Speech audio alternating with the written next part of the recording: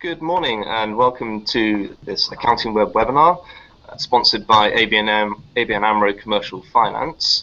We're broadcasting this live on Google Hangouts, and the topic of the webinar today is about client conversations with a focus on how you talk to your clients about their business, not just their tax returns. And it's really about the nitty-gritty of becoming a virtual finance director.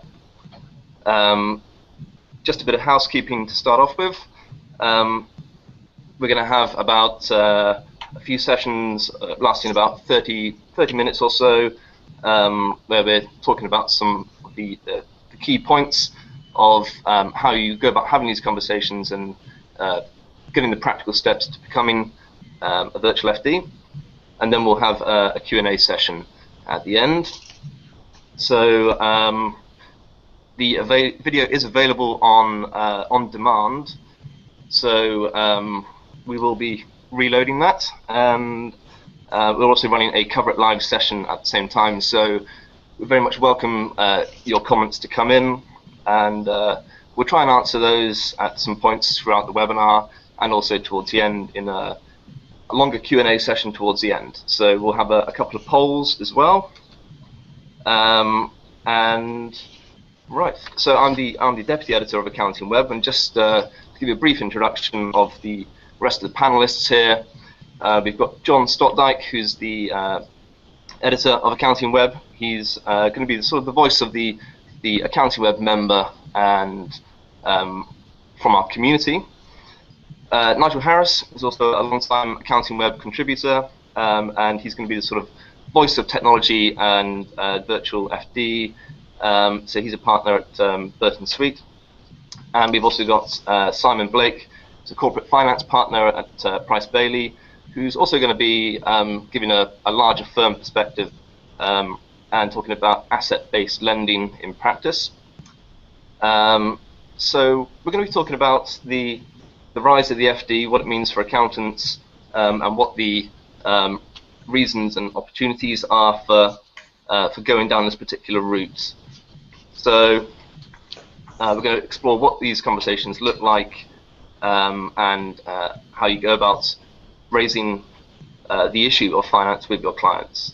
So before we kick off, if we could just go around, maybe if you start with John, can you tell us a little bit about who you are, what you do, and why you're part of the webinar today? Okay, Rob. Well, I'm the editor of AccountingWEB, and a technology journalist is how I came into the role originally, but I sort of range across the whole field now of tax and practice. My main encounters with virtual FDs probably comes through our Practice Excellence Awards. We've had sort of probably between 100 and 200 firms enter the awards through the year and be measured by their clients. And it's very striking when you look at the results, the people who make it through to the shortlists, how many of them have provided actually do the business advice service. So that's what I'll be bringing in, sort of bringing illustrations and numbers from the Practice Excellence Awards and kind of what I've learned from talking to people like Nigel and Simon. Great, thanks, John. And Nigel. Well, good morning, everybody. I'm Nigel Harris. I'm a partner with Burton Sweet. We're chartered accountants based down in the West Country around Bristol. And I've been in general practice for a long time, basically, more or less all the time since I qualified with Grant Thornton, or rather Thornton Baker as it was in those days. But I've worked for all my professional life with owner-managed businesses, and increasingly these days doing what we're now calling virtual FD work, but basically hands-on work, helping people having those conversations about finance rather than just looking at last year's accounts and tax return. Great, thank you, Nigel. And Simon, if you could tell us a little bit about you and your background, that'd be fantastic. Of course, my name's Simon Blake. I head up the corporate finance or the mergers and acquisitions team for Price Bailey, a regional practice in southeast England. And I guess the role I find myself in quite often is that in helping a management buyout or a client with an acquisition, I get very, very close to the owners of that business, the directors of that business, And in the SME, the owner-managed environment, it's very common for there not to be a formal finance director, and therefore for the reliance on somebody like me to guide a client, guide a business through what often is a very major part of their business, an acquisition or the management buyout, and then all of the issues around that, whether it be the kinds of issues that our colleagues on this call are already involving, or particularly when it comes to finding the finance to acquire a business or to undertake a management buyout.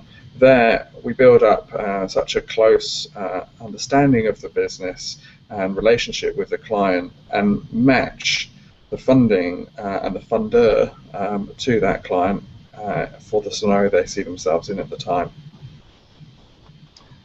Great, thank you very much, Simon. That's, I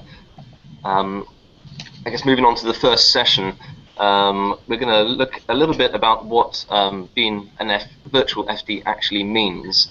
So, and why it is more and more important, and certainly we're seeing that on AccountingWEB. So, if we could perhaps start with John, with Nigel. If you could just tell us what being a virtual finance director means to you, and maybe how your practice has changed over the years, and what sort of difference it has made to going down this route. Well, let's perhaps just try and put it in context.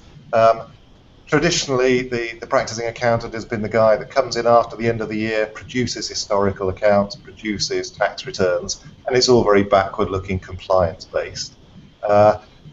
Within a large corporate entity, you will have finance controller, a finance director looking after the finance function, dealing with banks, lenders, finance raising, that sort of thing. But our clients are stuck in the middle there. They don't have in-house financial experts. Where do they get it from? Well, we're the obvious providers, and increasingly now, we and firms like us are providing that ad hoc virtual finance director, part-time finance director, whatever you want to call it, and providing the services as and when they need it, as an alternative to them employing somebody full-time of their own. And we're finding there's a steady demand for that sort of work, and I think any firm, if you look around, look at your client base, or look at your potential clients, there are people out there that certainly need that. Great, and John, what does it mean to you? Yeah, well, I'd echo the same point Nigel said about the kind of demise of compliance work, or the lessening margins. So all the practice experts emphasize that point. That, and in fact, the research, for example, from Intuit, shows that 4 out of 5 small business clients want their advice to give them sort of forward-looking ideas and strategy rather than just keeping score. And when that's backed up by our Practice Excellence Awards results. When you look at them, all of the top-performing firms have built that into their service and sort of have leave a sugar cube trail to step their clients up through that. So we can maybe go into the sequences, but it probably always starts with either a trigger, such as a need for finance or an acquisition, as in Simon's case, or so it could be a business plan.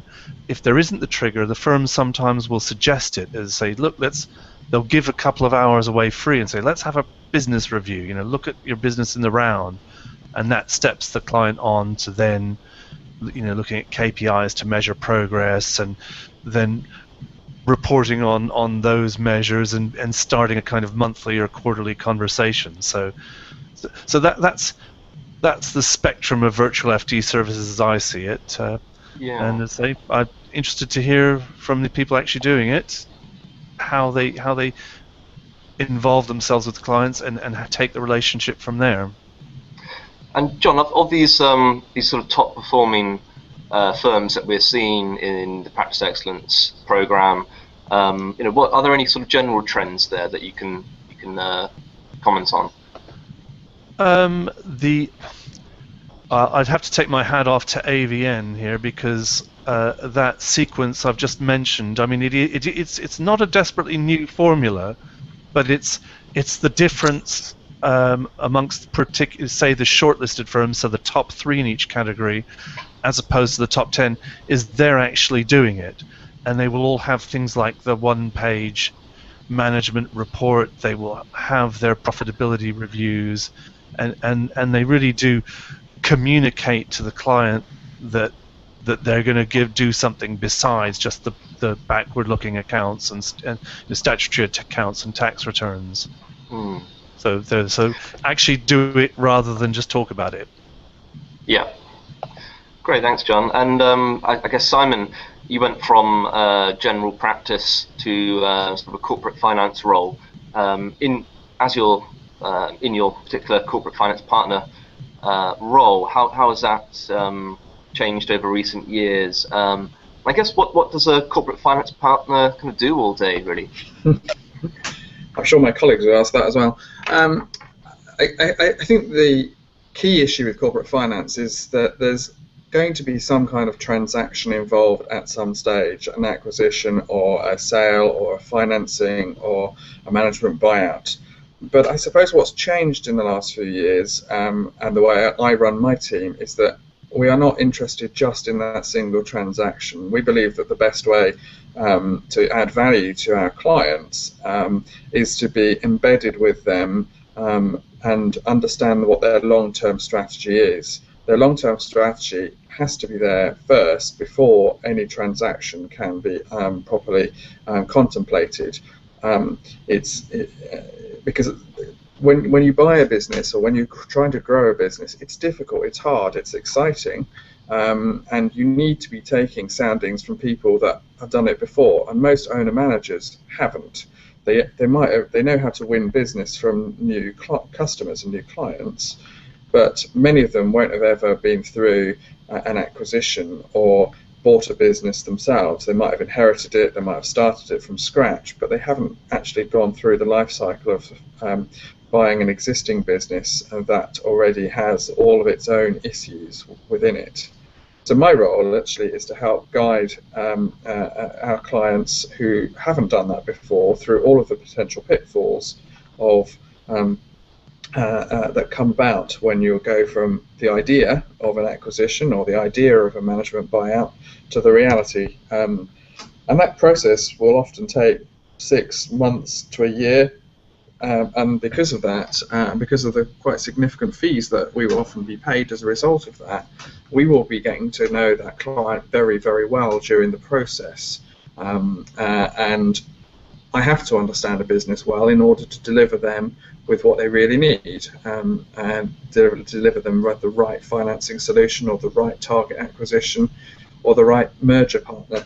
And all of that, therefore, my role day to day is in bridging the gap between somebody that's never been involved in a corporate finance acquisition or a sale of their business before, with those that actually do it regularly, because usually the bank or the purchaser will have done it before, and they know how the game works, but our clients don't, and our role is to bridge that gap.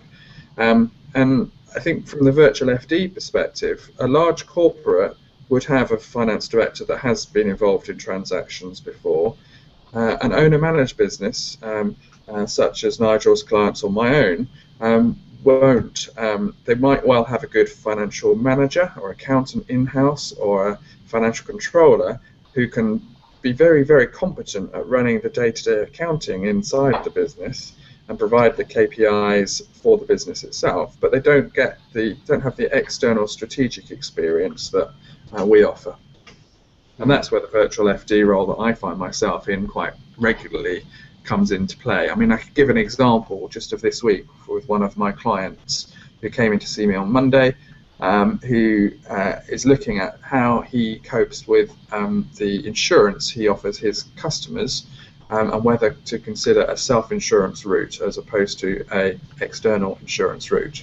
And that's a project he's asked me in a quasi-FD, virtual FD type role to explore with his existing partners and in the business, and with external parties that I can introduce. Great, thank you, Simon. There's some good advice there for perhaps smaller firms who might want to learn from what a corporate finance partner does. Before we move on to the next section on sort of the practical steps to becoming a virtual FD and how do you actually go about it, we're just going to run a quick poll. So you can just say yes or no to the question, do you offer more virtual FD style services than before? So just a quick yes or no answer would be great. That poll should be coming up now. And I'm just going to take, I just want to remind everyone as well to keep the questions coming in via Cover It Live. I will be just taking one question now while we do run this poll. So, first question.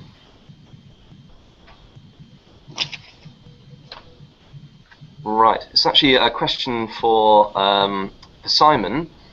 It's come from Cover It Live. So, what type of business do you tend to work with?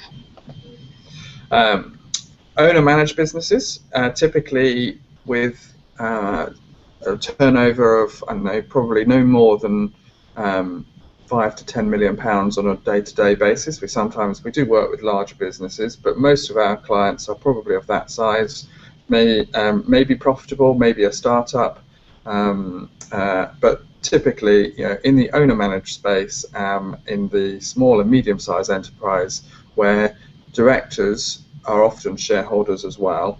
There are not all the skill sets that a big corporate would have are represented on the board, so you might have a managing director with a sales orientation or a product orientation, and you might have an operations director, but you might not, well, it would be more rare actually than common for there to be a full-time formal finance director in that business. It would be much more common for there to be a full-time sales director, a full-time production director, maybe somebody on the operations side, and then a financial controller that is one rung below the board. That would probably be the majority of our clients. Great, thanks, Simon. I just need to check if the results of the poll have come in. I will just actually do one more question. Do the panel members consider that their role as virtual FD exposes them to shadow or de facto director responsibilities? Never, sometimes, or always, and how far do you go? I don't know who wants to answer that one first. Well, I'll kick off if you like. I think it's a very key question, and I suspect often it's a very close call, because the line between advice and decision making is often blurred. It's often fast moving. Ultimately, I act as an advisor, but I am working. I find myself using we language most of the time. I'm talking about the business as if I'm in it, rather than it being my client and a third party.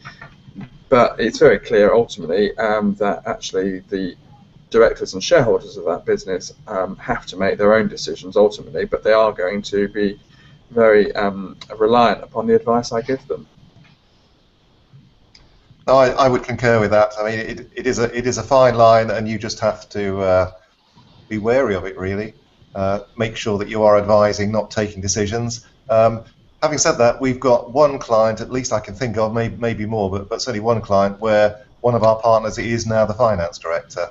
It got to a point where it made sense for us to join the board and then to find an independent firm of accountants to provide the compliance work, and that may well work for some firms. Yeah, I think I concur with that as well. We've done that on a number of occasions in order to both, on the one hand, avoid conflicts of interest and meet our ethical responsibilities with our regulated bodies. But more importantly with that, actually ensure that the client understands the fine lines between decision making and responsibility and advice. and they are buying lines, and we will often talk with a client that there's going to come a point at some point where you need to employ a finance director, and that means you won't be using me in the same way. And we have those conversations often with other stakeholders in the business, like the bank, for instance, as well. I have one particular client where almost every time we meet with the bank, the question comes up is, well, when are you going to appoint a full-time finance director? And it's a real issue. Yeah. I mean, in answer to Steve's question, I would add, the never, sometimes, or always, probably all of the above. I think the kind of thing about serving clients is the need to be flexible and to cater for their needs. So we've heard that, I think, Nigel does have one client who actually has gone the whole hog and has a sort of formal director. I think if your service line proceeds through to maybe also being the company, providing company secretarial services, and if that client wants you in that role, it would happen, and that's a case of again making the formal agreements and signing the proper sort of engagement letters and all the rest. Although, Simon, I hear what I'm getting from you is your firm will be quite scrupulous about drawing the line. So that's part of your how you address the market and you're involved. You probably have a much broader portfolio of clients than a lot of the AccountingWEB members. So and possibly with larger companies too. So it's much more appropriate to say right, you've reached the point, you're grown-ups now, take care of yourselves. So you're probably more able to say that to clients than more smaller high street practitioners. Well, that might be the case, but I would hope that actually those smaller practitioners would also not fall into the trap of trying to do too much for their clients and end up in a position where they are crossing the line into shadow and real directorship, because that is a dangerous line to cross. And often in those circumstances, you can find yourself in a really difficult perspective. From a practice perspective, possibly acting outside of your professional indemnity insurance, for instance, meaning that individuals are exposing themselves to the rules of the fiduciary rules of the Companies Act as a shadow director, and not then being covered by the practice's PI because you're probably acting outside your engagement terms. Interesting. Thanks, Simon. And just the results of the poll have come in. So the question again was, do you offer more virtual FD style services than before? And 59% of you said yes.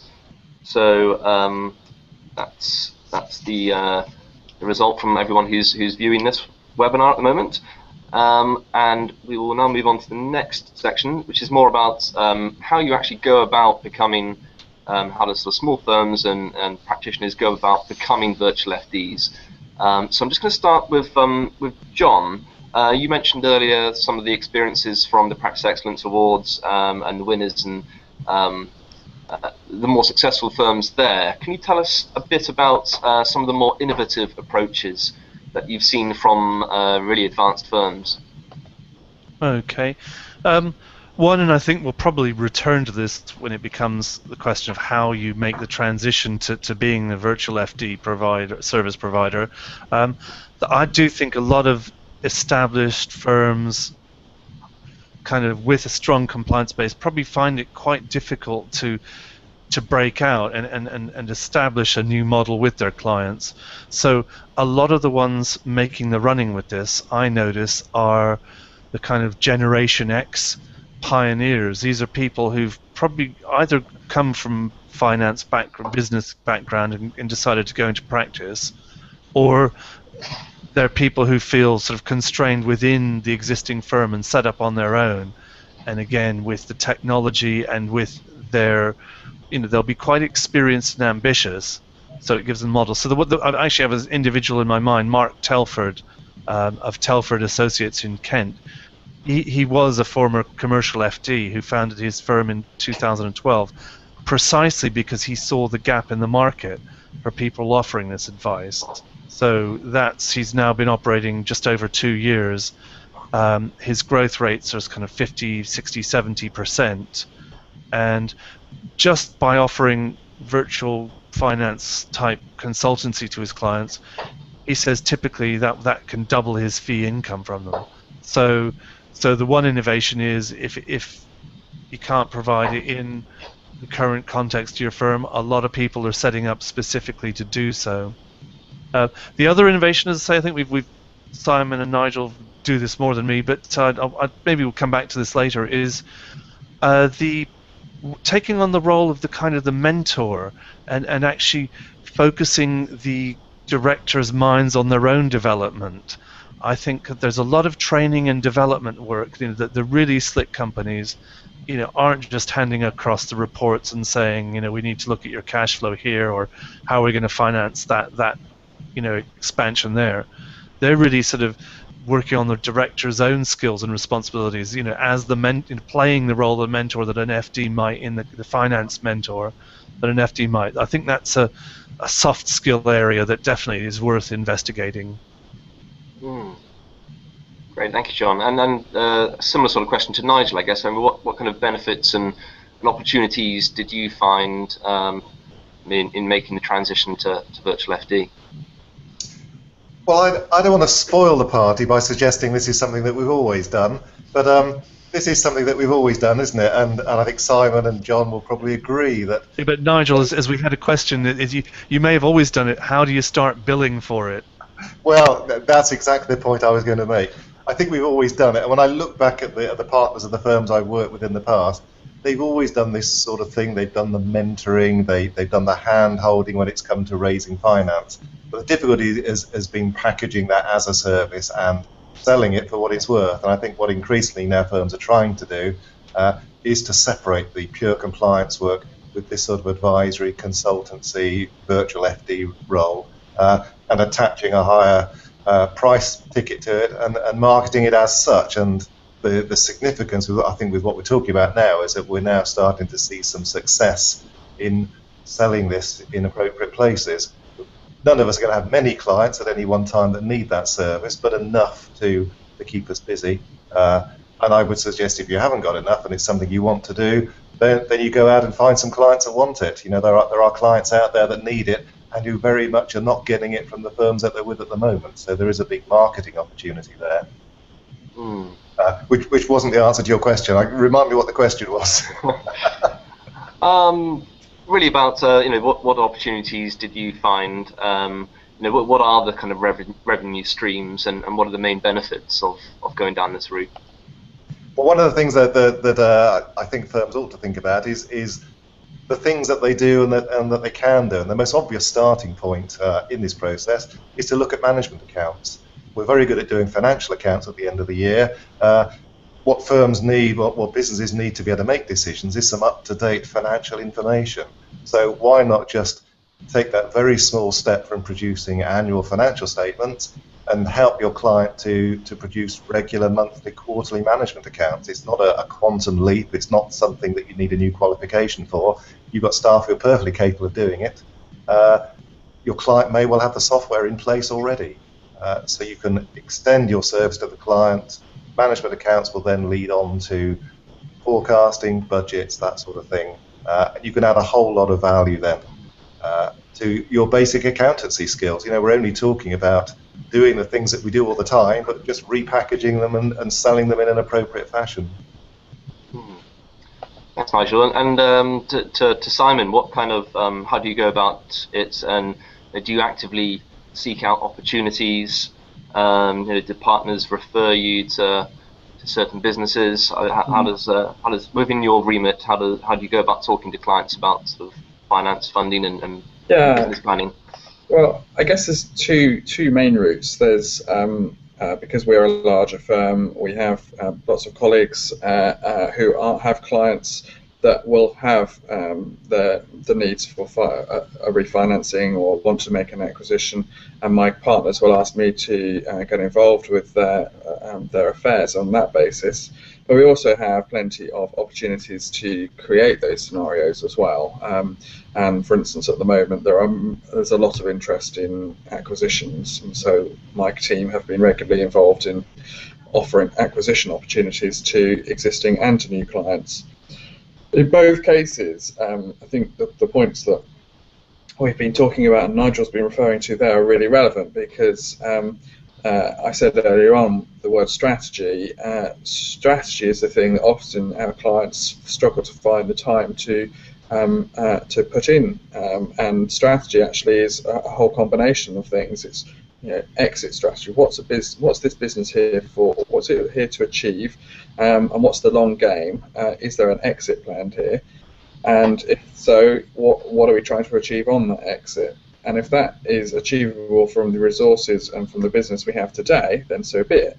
But usually the answer is it's not. And there's a bridge to build around getting from where we are today to where we want to be. And strategy and consulting and that finance direct type role is absolutely key to being able to help those running the business, dealing with day-to-day sales inquiries, day-to-day production issues, day-to-day staffing issues, sucked into the busyness of all of that. The role of the virtual FD is actually arguably even more powerful than the role of a full-time FD, because it's actually one that's able to be slightly removed from the business and looking in and seeing the big issues as well as the detail issues. For me, for instance, in the last year or so, I've tried to ensure that when we are talking about management accounting and budgeting, we're talking about that not on what's happened since the last year end, but actually what's happened over the last 12 months to today, or to the most recent month end, and how does the next 12 months look from now? Unfortunately, from a financial accounting background, we get very hung up on year ends and tax reporting and financial reporting for Companies House. None of that is relevant to our clients. That's just compliance. That's just something they have to do because the law says they do. What they need to understand is what's changing in my business today, what's the trends in my business, and where are they headed? And so I'm, to my teams involved in day-to-day management account resources, I'm saying, run those management reports, run those KPIs on the basis of the rolling 12-month trends for the last 12 months and the 12 months ahead. And you get much more powerful interaction then between the operational business and the strategy by doing so. And that needs a little bit of work around how to manage that. Is it a spreadsheet? Is it a financial model? Is it some software? But actually it also needs a lot of interpretation, and that's what that virtual FD person is able to then bring to the table and say, well, look, your trend over the last 12 months, you've been seeing month-on-month growth in these areas, but also month-on-month issues in terms of cost base changing or staffing or ratios changing. It's very live, very pivotal information that's coming out then that is going to help show everybody interested in the business, whether it be a funder, whether it be an acquirer, actually what's going on today, rather than what was actually happening in the business last 31st of March when the last accounts that are currently available were produced. If I can jump in for a second and put my technology hat on, I'd be very curious, Simon and Nigel, when I've just heard both of you describing those scenarios, the degree to which cloud accounting plays a role in having those instant insights and as the platform for advice. Does that make a lot of difference to the model? Well, I think cloud account. Sorry, Nigel, go ahead. I think it will do. If I just think through in my head the clients where we're most actively involved, I think they're all Sage users.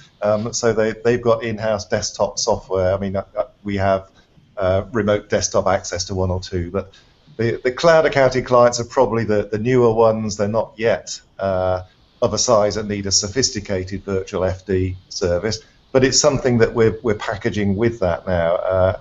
And increasingly, we're finding that the clients that are taking on cloud software, zero cash flow, whatever, do want some more hands-on advice because they know that their data is almost real time. So they're saying, well, why can't we have some real-time tax planning commentary So it's definitely the tool going forward. It's something that we're looking to make much more use of, because I can be sitting at my desk, I can review 20 different clients' current management accounts in the space of a couple of hours, rather than being going out visiting each of them and taking a whole load more time.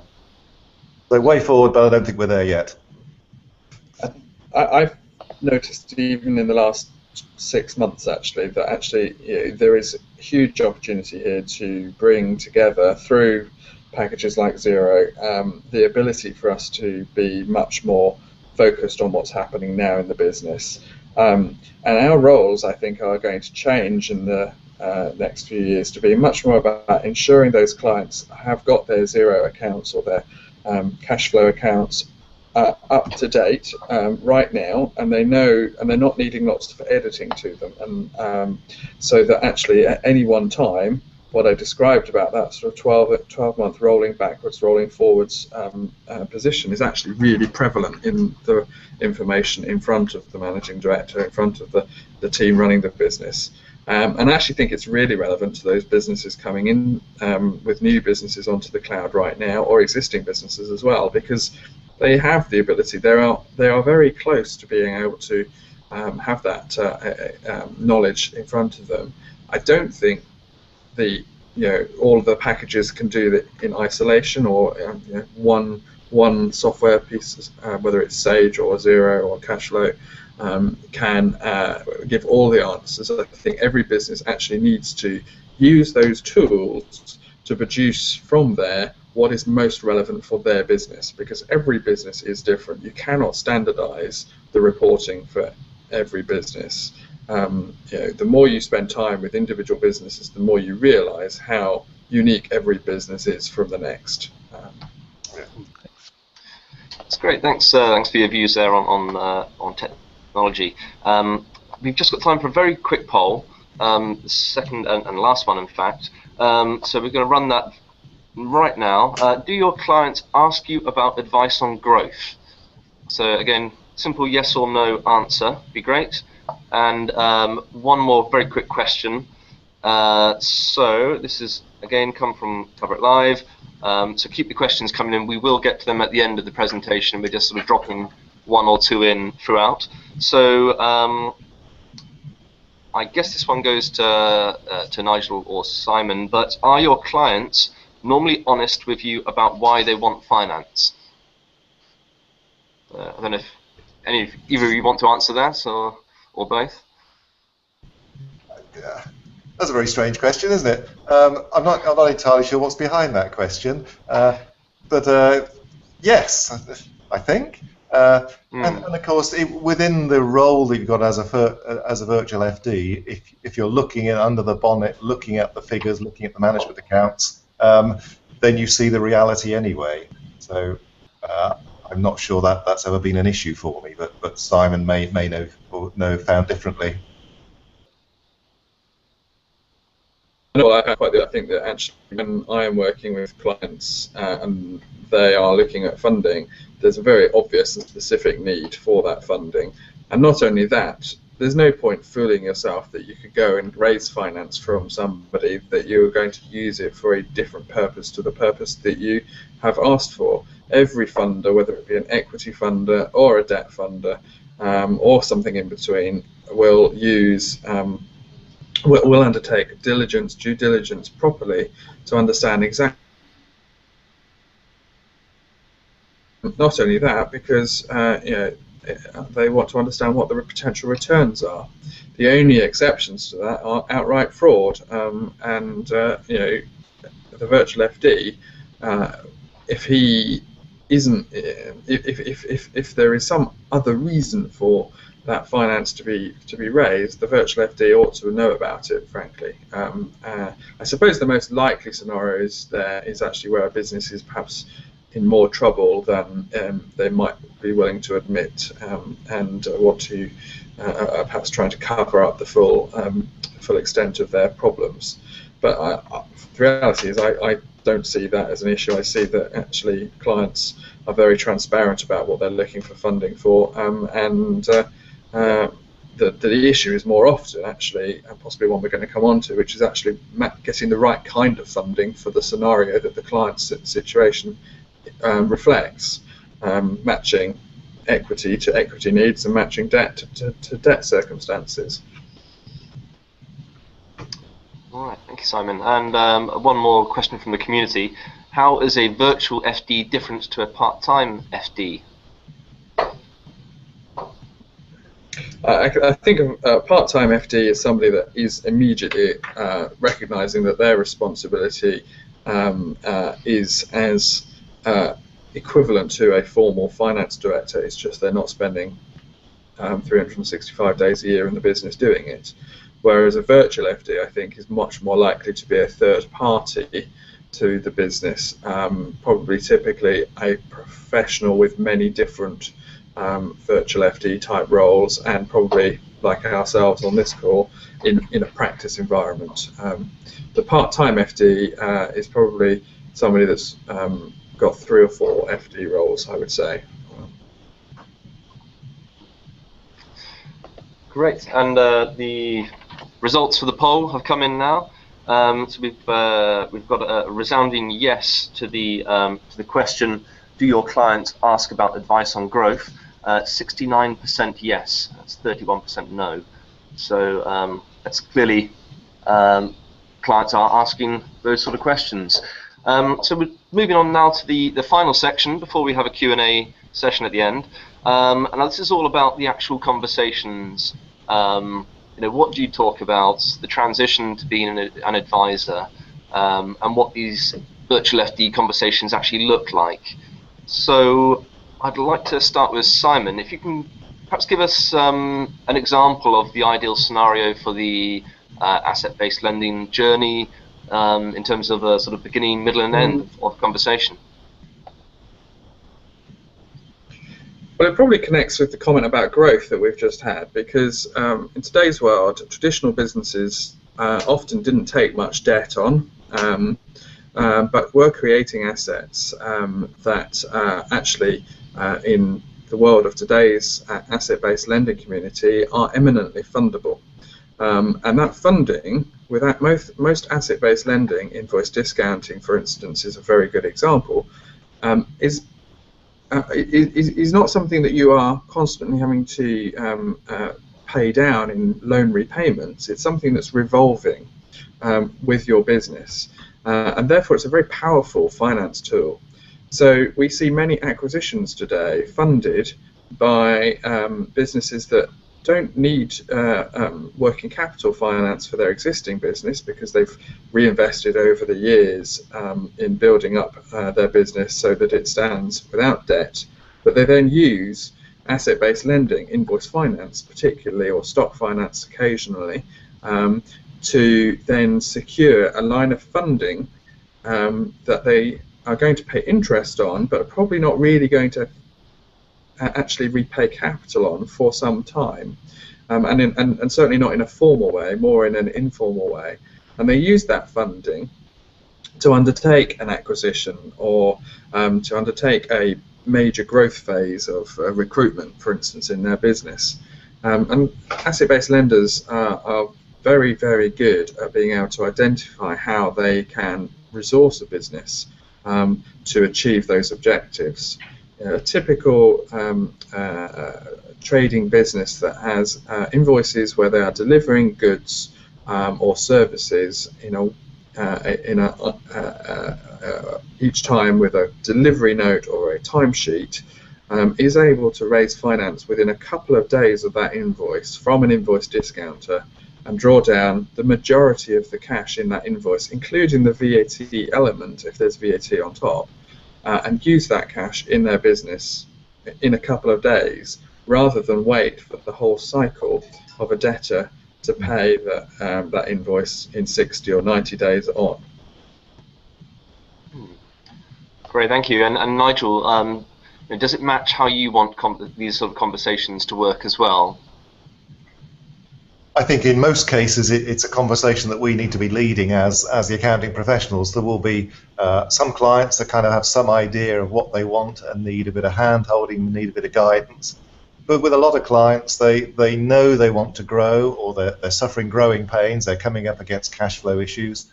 So it's an opportunity for us to introduce the whole conversation about finance and say, well, are you aware? Because many clients will think, well, we just have to raise an overdraft.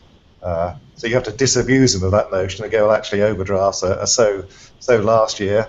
Now, asset-based finance is the way banks want to work. 20 years ago, nobody was doing invoice-based finance, factoring or whatever, unless you were turning over multiples of millions. These days, startups can get invoice discounting arrangements. So you look at the assets that they got. Have they got debtors? Have they got plant and machinery? Have they got stock? There are funding solutions to cover all of those, as Simon was saying, and that's increasingly now the way that banks want to fund businesses, and businesses have to understand that, and the way they're going to understand that is probably through the accountant or the virtual finance director explaining what the options are as an independent advisor, rather than the bank trying to sell them something.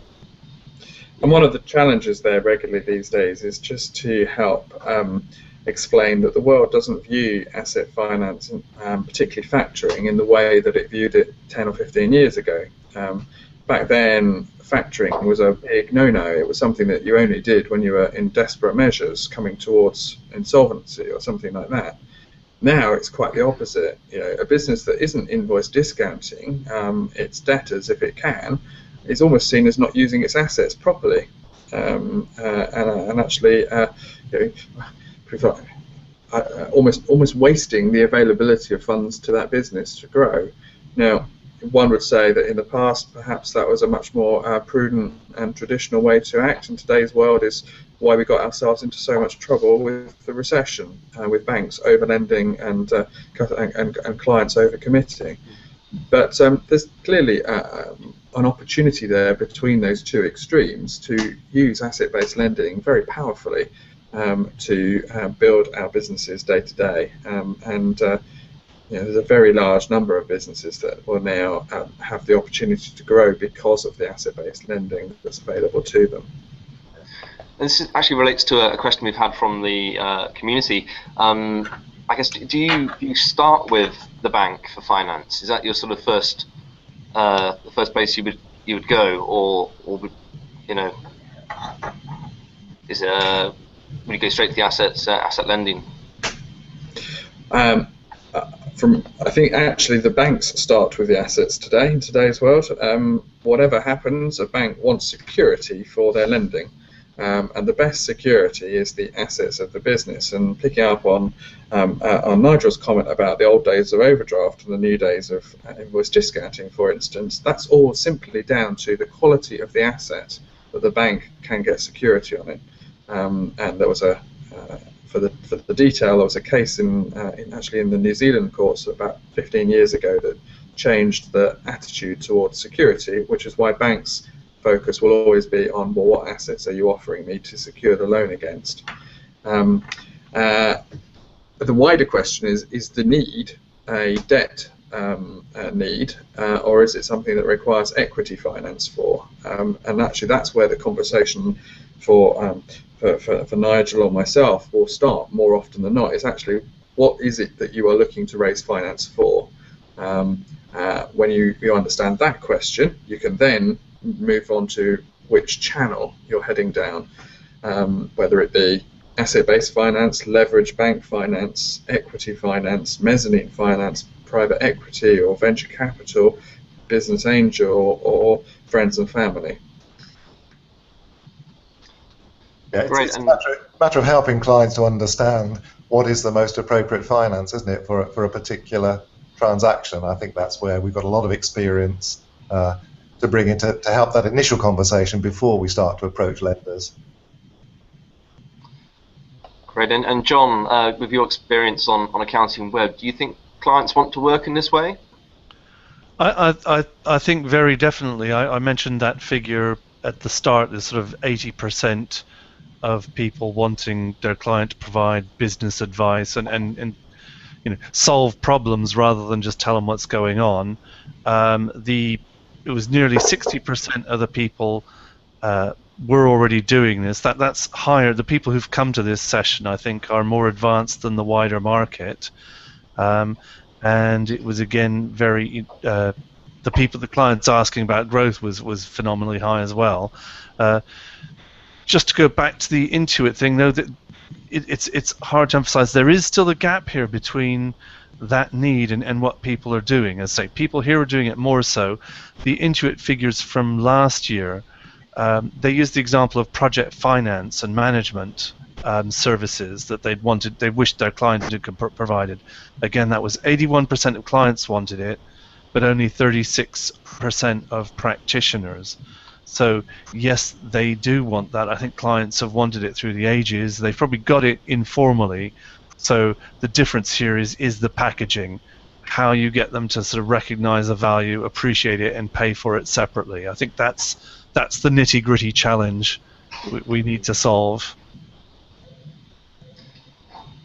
Great, thank you, John. And I guess just to we're approaching the Q&A session now, so we've got a few minutes left for that. But I just want to ask each of the panel members just to give us your one key takeaway from the session before we get into the Q&A. So perhaps if we start with Simon, if you could just give us that takeaway, that'd be great. I think for me, the issue of a virtual FD is somebody that has to have a very strong relationship with the business, that understands on a day-to-day basis the needs of that business without having to spend every day in the business. So that's down to relationship, that's down to being involved in all of the strategic conversations that are going on in that business and not getting bogged down, arguably, with the day-to-day financial transactions that a full-time FD might. Great, and Nigel, what's your takeaway? I think my one tip to listeners, viewers, would be to look at your client base. Look at the clients who are potential customers for this type of service and go after them. And be honest, if your client base is all window cleaners and hairdressers and none of them need that service, you need to go out and market yourself to potential clients. But start having that conversation, and I think as John suggested early on, maybe you need to offer some free initial sessions with some of your clients just to give them a taster and say, well, actually, this is a new service we're offering. This is what it looks like. Here's a flavour, and then stick to your guns. Don't give it away. So look at your clients. Look at who might be a potential customer. It won't be all of them. So target the specific ones, and you will find one or two takers, I'm sure. Thank you, Nigel. And how about you, John? Well, again, to wrap up the knot here, just do it. Really, I think experiment. If you haven't got a package going, work with one of your trusted clients or someone, or find a new one. It's like practicing the piano or skiing or something. You really develop that skill by doing it. So work with someone where it's as a self-contained, containable, damage limitation environment. See how it works initially, then review what you've done with the client, and then if it works, replicate the model with other suitable people. Thank you, John. Now we've got a few more minutes just to take some more questions. So just kicking off into that. If you were to recommend a finance provider to your client, what criteria would influence that recommendation? I think I probably covered most of that in the last piece I talked about. You've got to firstly understand exactly the need and the nature, not just the need in terms of the project itself, but the background of the business that it's coming from. And then you can assess whether it's equity or debt, and whether there's asset finance available to the business to use in that scenario or not, or whether actually the assets are not sufficient to raise the capital required, and therefore you need to look outside, and that's where perhaps equity or leverage finance becomes more appropriate. I mean, it sounds to me, Simon, like experience is very helpful here. You've probably now helped with so many different scenarios that you'll be able to spot the parallels, and you'll know, you'll know which arrangements worked well in the past, and the providers you found easy to work with, and who the clients found easy to work with. I imagine as you practice more and build up experience, that gets easier. You're right. It's experience to start with, but it's then also current relationships secondary, because the current relationships with what's happening in the banking and the finance and the equity communities are vital, because to deliver the result that the experience tells you need to achieve for that client. And that we see lots of movement around the banks of both individuals but also attitudes. Take Cooperative Bank as an example. At the beginning of the recession, Cooperative Bank was lending very strongly into many scenarios that were good scenarios, but other banks were not interested in. But right now, we're now exiting many of those scenarios because of what's gone on with the Cooperative Bank over the last few years. And yet the managers that I was dealing with in the Cooperative Bank 5 years ago are now in other banks, and my relationships with them continue, but they've got a different bank that they're attached to. And also, I think it's true to say that the asset-based lenders are breaking free of the traditional banking environment more and more, and coming up with more innovative attitudes, more traditional banking type approaches sometimes alongside their asset-based lending approach. And so that is down to relationships and understanding that. So for myself, I need to spend time not just with my clients looking at their personal scenarios inside their businesses, but also with the funders and understanding what the funders' attitudes are towards the market, what they're looking for, and who's going to be the right partner for the right scenario. Thank you, Simon. And one more question about how you get clients to sort of pay for all of this. I think John talked a little bit about this earlier, but the question is, given that virtual FD support is likely to require partner-level resource, how do you charge rates for this work fair against other traditional work?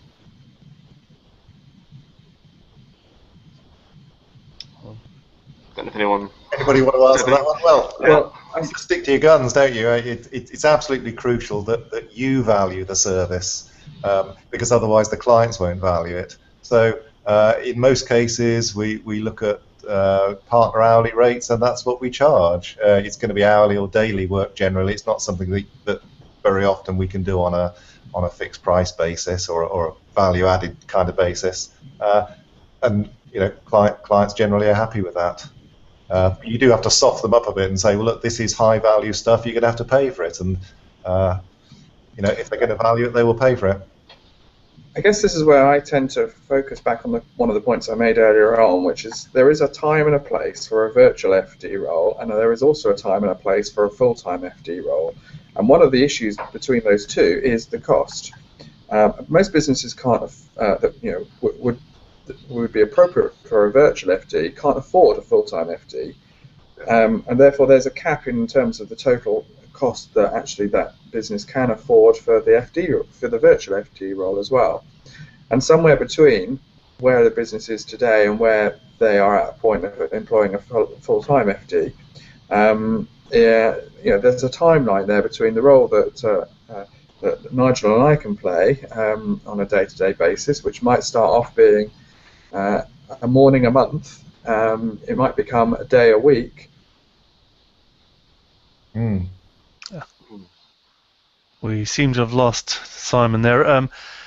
I didn't have much to add really to either Simon or Nigel's point, but if I was reluctant to step in there, it was because I think I would have to have answered that we do get into value-based pricing territory, and from all of the history that's generated on AccountingWEB, we would need another hour, a separate hangout to probably tackle that. Yes, actually, John, our hour is up, so I'm just going to wrap things up now. We have had a lot of questions come in, so we will try and get those questions. There's an interesting one on marketing, actually, which I was going to ask, but we'll try and get some response for you and put that up on AccountingWEB for everyone to look at. So thank you very much for all your questions. Also, we want to thank our sponsors for this webinar.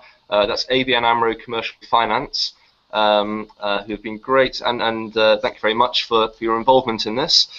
And also to the panel members for sharing their insights from the AccountingWEB community to Burton Sweet and Price Bailey. So thank you very much.